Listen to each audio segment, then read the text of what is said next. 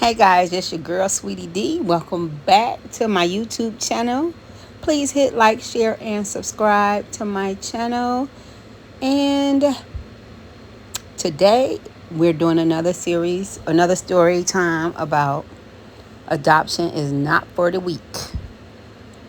All right, so today's story is going to be about child number 5.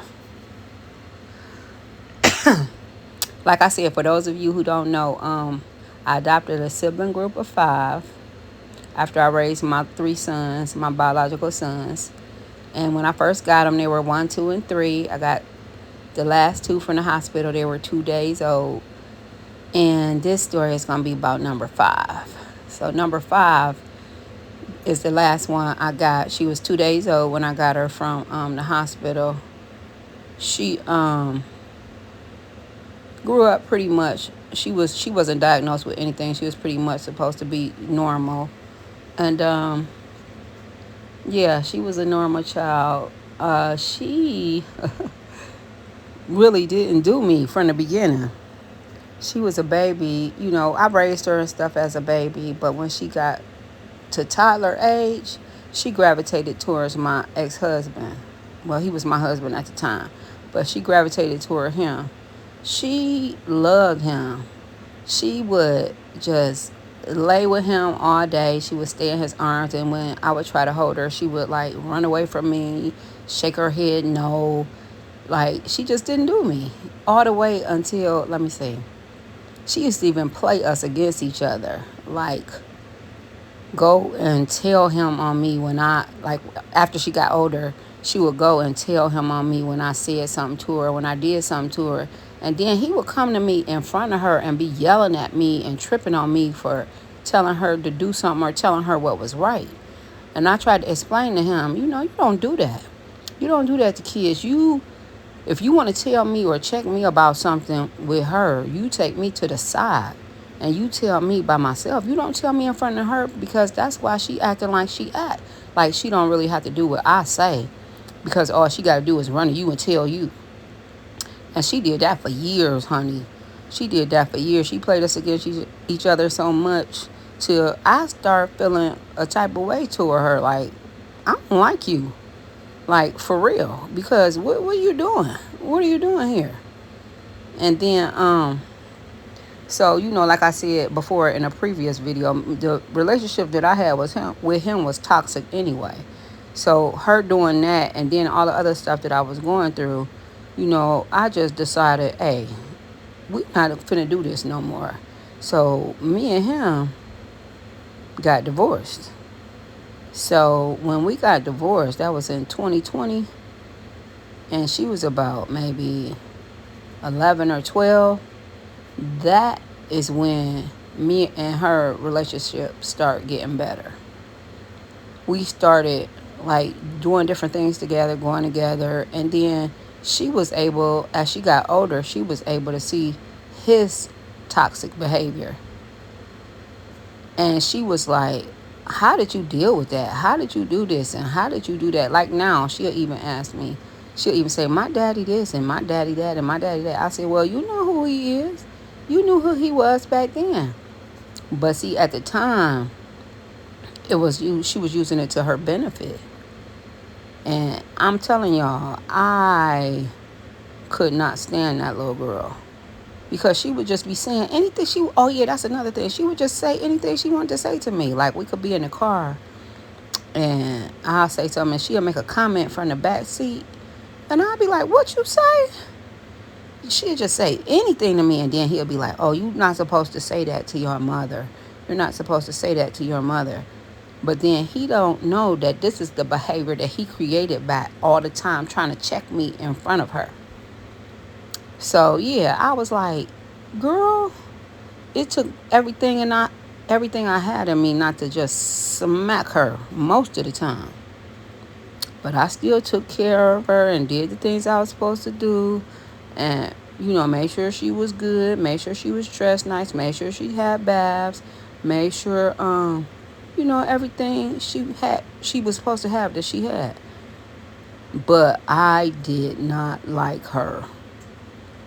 And I'm going to keep it all the way 100.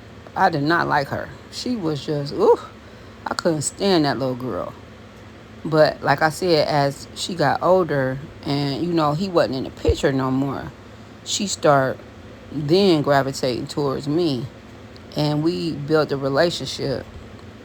And, throughout the last 5 years, we've got closer. And now, since I left them other kids, it's just me and her here at this house. And I'm going to tell that story in another video of how and why I left them. But, yeah, it's just me and her here, and it's peaceful now. And we got a great relationship now. Although she still be talking about her toxic daddy. But, yeah, like I said, when you adopt kids, it's just a whole bunch of stuff you have to go through. And you have to be really strong to be able to endure some of the stuff you have to endure with these kids, because they all had different personalities. They all had different motives. Because trust and believe, they had some motives once they start getting older. They had different motives. They had different personalities. And you have to be a strong person to be able to deal with that and keep on doing what you're supposed to do. Adoption is not for the weak, and it is not a game. And like I said, don't get me wrong, because I don't want nobody to be like, oh, I ain't adopting no kids because I listened to her story. Don't do that. I'm not saying this and telling you these stories for you not to do it. I just want you to know exactly what come along with it, because everybody ain't going to tell you the real. They're going to be like, oh, just like when we first got them, they was like, oh, they this, oh, they that. Oh, they so this and that. No. It was a whole completely different story once we got them in our home and start raising them and got to know them. They had issues embedded in them from DNA. Even if you get them from the hospital when they 2 days old, they still got issues, generational issues from their DNA, honey. So, yeah, you have to be wise when you adopting, and you have to find out about the history of the parents and the history, everything that they went through before or something like that. Because, see, I would have did more research and found out what was going on with the parents. I wish I would have done more research and found out what was going on with the parents before, I took them. I probably would have still taken them, but still, I would have known what to expect, because, I went in blind, because this was my first time ever adopting kids. But, yeah, like I said, I'm not doing this to deter anybody from adoption. I'm just letting you know that it's a lot that they don't tell you about that come along with it. But like I said, if you're strong and you can handle it, I suggest anybody to do it, because it's very gratifying. And, like I said, once they get grown, and maybe if you got a good batch, they'll appreciate everything that you've done. Because trust and believe, sometimes they don't even do that. Sometimes they don't even be grateful for, like I did. I took 17 years out of my life raising my kids was 15 and 16 when I got them. And my oldest had moved to Kentucky. But like I was saying, if they be grateful, that's a good thing. It's a good thing. So, yeah, that concludes this story about number 5. Tune in. I think I'm going to have a video coming out every Monday and Friday. Monday and Friday, you could catch a new video on the different children and the different issues that I went through being an adoptive parent.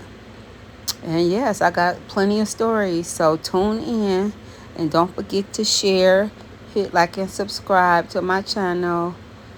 And I'll see you next time on my story time of Adoption is Not for the Weak.